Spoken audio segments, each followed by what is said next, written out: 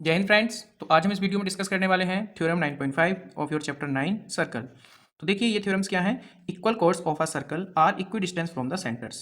ठीक है, तो हमें ये शो करना है कि जो इक्वल कॉर्ड होती हैं सर्कल की वो सर्कल के सेंटर से इक्वी डिस्टेंस होती हैं। ठीक है, तो यहाँ मैंने क्या ले लिया है, दो कॉर्ड्स ले ली हैं ए बी और सी डी। ओके, एंड अब ये क्या है, अब ये तो हमें पता है, हमने प्रीवियस थ्योरम्स में यही प्रूफ किया है कि जो अगर हम परपेंडिकुलर डालते हैं, ठीक है ना, परपेंडिकुलर डालते हैं सेंटर से कॉर्ड पे तो वो उसको बाइसेक्ट करता है। ठीक है ना, और इसी तरह से ये भी, तो इसका मतलब ये जो है वो बाइसेक्टर है।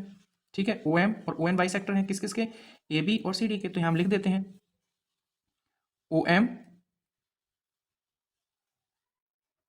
And O N are bisector of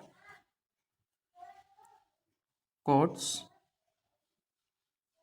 chords A B and C D respectively. ठीक है, ये बाइसेक्टर हो गए।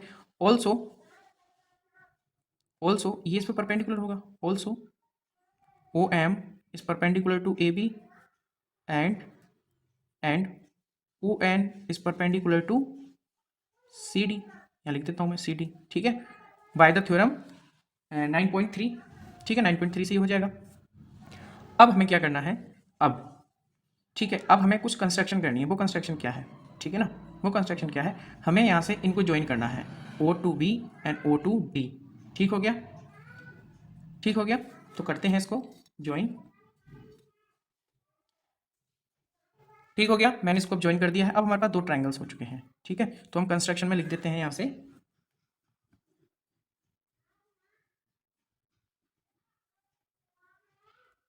कंस्ट्रक्शन में हम लिखेंगे ज्वाइन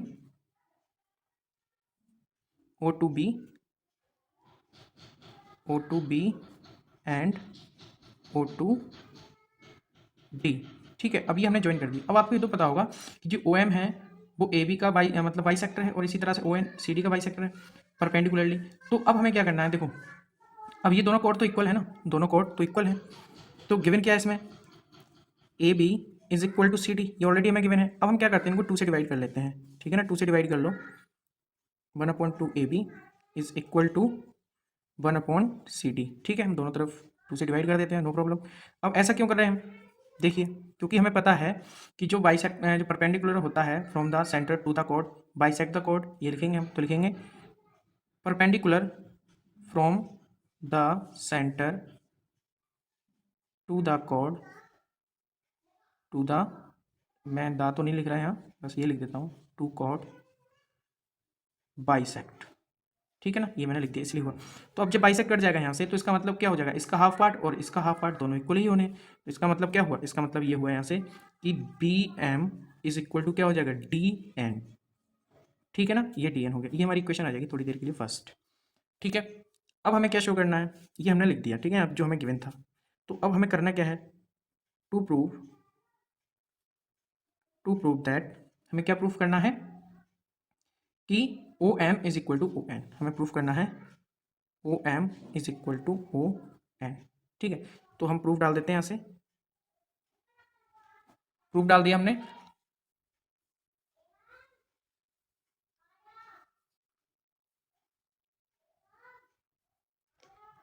अब हम देखेंगे इन ट्राइंगल्स को। ठीक है ना, इन triangle O M B and triangle O N D.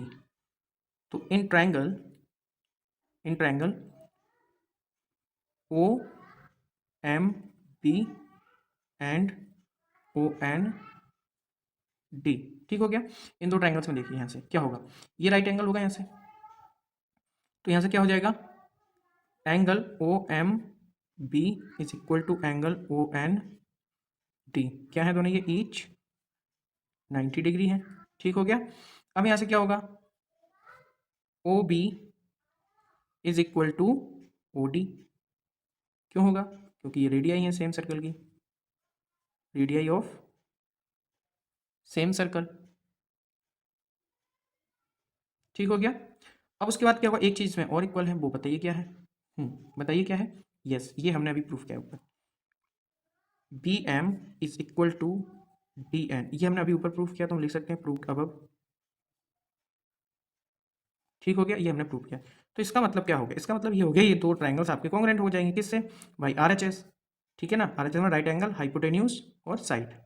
तो हम बोल सकते हैं triangle OMB is congruent to triangle OND by RHS congruence rule. ठीक हो गया, अब ये कॉन्ग्रुएंस रूल से हो जाएंगे। तो अब हम CPCT से इसके करस्पॉन्डिंग पार्ट्स इक्वल कर सकते हैं। तो इसका मतलब क्या हो जाएगा यहाँ से, OM इज इक्वल टू क्या हो जाएगा, ON by corresponding parts of congruent triangle. तो यही हमने प्रूफ करना था और ये हो चुका है, ठीक है ना, यही करना था ना हमने proof, OM is equal to ON। तो ये हमारा प्रूफ हो गया, हम लिख देते हैं हेंस प्रूफ्ड। यस, तो अब हम स्टार्ट करते हैं थ्योरम 9.6। देखिए ये क्या है, ये उसका जस्ट कन्वर्स पार्ट है। क्या है देखिए, chords equi distance from the centre of a circle are equal in length. मतलब अगर अगर हमारे पास दो कॉर्ड हैं और वो इक्वी डिस्टेंस हैं सेंटर से, इक्वी डिस्टेंस हैं सेंटर से, तो वो कॉर्ड्स क्या होंगी, इक्वल होंगी। ओके, क्या होंगी वो, इक्वल होंगी। ठीक हो गया, तो हमें यही प्रूफ करना है। तो चलिए हम क्या करते हैं, पहले हम लेते हैं जो हमें ये जो दे रखी हैं आपकी कॉर्ड्स। तो late PQ and RS be the two chords, ठीक है, ठीक हो गया। तो ये इस पे परपेंडिकुलर होगा, तो लिखेंगे हम and OL is perpendicular to PQ and OM, ये M है हमारा, तो OM is perpendicular to RS। ठीक हो गया, ये तो हमें गिवन ही है, मतलब एक तरीके से बोल सकते हैं कि हमें ये गिवन ही है, क्योंकि यहाँ से हम जब भी परपेंडिकुलर डालते हैं तो वो उसको बाइसेक्ट करता है। तो इम्प्लाइज दैट, यहाँ से क्या हो जाएगा, इम्प्लाइज दैट यहाँ से हो जाएगा PL is equal to QL। ठीक है, अब ये क्यों हुआ है, क्यों हुआ है ये, क्योंकि परपेंडिकुलर जो होता है सेंटर से कॉर्ड पे, वो उसको क्या कर देता है, बाइसेक्ट कर देता है। ठीक है, तो हम क्या लिखेंगे, OL is perpendicular from centre bisect chord. तो ये कॉर्ड को बाइसेक्ट कर देता है यहाँ से। सिमिलरली यहाँ से क्या हो जाएगा आपका, R M is equal to क्या हो जाएगा, SM। ठीक है, यही सेम रीजन है इसका, क्योंकि ये इस पर परपेंडिकुलर, और परपेंडिकुलर जब सेंटर से डाला जाता है किसी भी कोड को, तो उसको वो क्या कर देता है, बाइसेक्ट कर देता है। ठीक हो गया, तो ये इन्फॉर्मेशन तो हमारे पास पहले से ही थी इसमें। अब हमें क्या करना है, अब हमें इसमें कुछ कंस्ट्रक्शन करना है। कंस्ट्रक्शन का मतलब क्या है, ये हमें यहाँ से ज्वाइन करने हैं दोनों। ठीक है, तो हम क्या करते हैं, इसको ज्वाइन कर लेते हैं।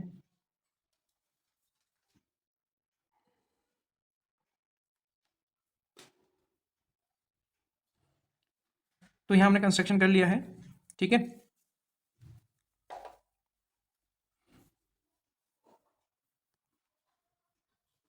कंस्ट्रक्शन हम यहाँ डाल देते हैं। क्या किया है हमने किया है join O to Q and O to S। ठीक है, ये हमने ज्वाइन कर लिया है। अब हम क्या डालते हैं इसमें, प्रूफ, जो हमें प्रूफ करना है। ठीक है, जो हमें प्रूफ करना है वो डालते हैं। टू प्रूफ, हमें क्या प्रूफ करना है कि ये दो जो कॉर्ड हैं वो इक्वल हैं। ठीक है ना, तो हमें यहाँ पे प्रूफ करना है PQ is equal to RS। ठीक हो गया, तो जल्दी से हम क्या डाल देते हैं, यहाँ से प्रूफ डाल देते हैं। देखिए इन ट्राइंगल्स को लेते हैं हम, इन triangles OLQ and triangle OMS। अब देखते हैं इसमें हमें क्या क्या गिवन है। सबसे पहले तो हमें क्या गिवन है, राइट एंगल गिवन है यहाँ से, तो angle OLQ is equal to angle OMS। ठीक है, ईच 90 डिग्री। अब ये क्यों है, क्योंकि ये क्या है, परपेंडिकुलर है। Since OL perpendicular to PQ फ्रॉम सेंटर। ठीक हो गया, अब ये साइड भी इक्वल हो चुकी है, मतलब ये एंगल हमारा इक्वल साइड नहीं, ये एंगल इक्वल हो गए हैं दोनों के। अब यहाँ से हाइपोटेन्यूज इक्वल हो जाएंगे, मतलब रेडियस। तो यहाँ से क्या हो जाएगा, ये O Q is equal to क्या हो जाएगा आपका ये, तो O Q is equal to क्या हो जाएगा आपका ओ एस। ठीक हो गया, क्या हो जाएंगी ये रेडियाई ऑफ सेम सर्कल। ठीक हो गया, सेम सर्कल की रेडियाई हो जाएंगी। अब इसमें एक चीज़ और गिवन है, वो क्या चीज़ है, वो है आपका ये ऑलरेडी हमें गिवन है, ठीक है ना, क्योंकि बोला गया ना chords equi distance from the centre, तो मतलब ये इक्वल डिस्टेंसेस है हमारी, तो यहाँ से क्या हो जाएगा O L is equal to O M, ये हमें गिवन है। ठीक हो गया, ये हो गया गिवन। तो इसका मतलब क्या हो गया, इसका मतलब ये हो गया ये दोनों ट्रायंगल क्या हो जाएंगे हमारे कॉन्ग्रेंट हो जाएंगे। तो triangle O L Q is congruent to triangle O M S, किससे हो जाएगा ये वाई आर एच एस,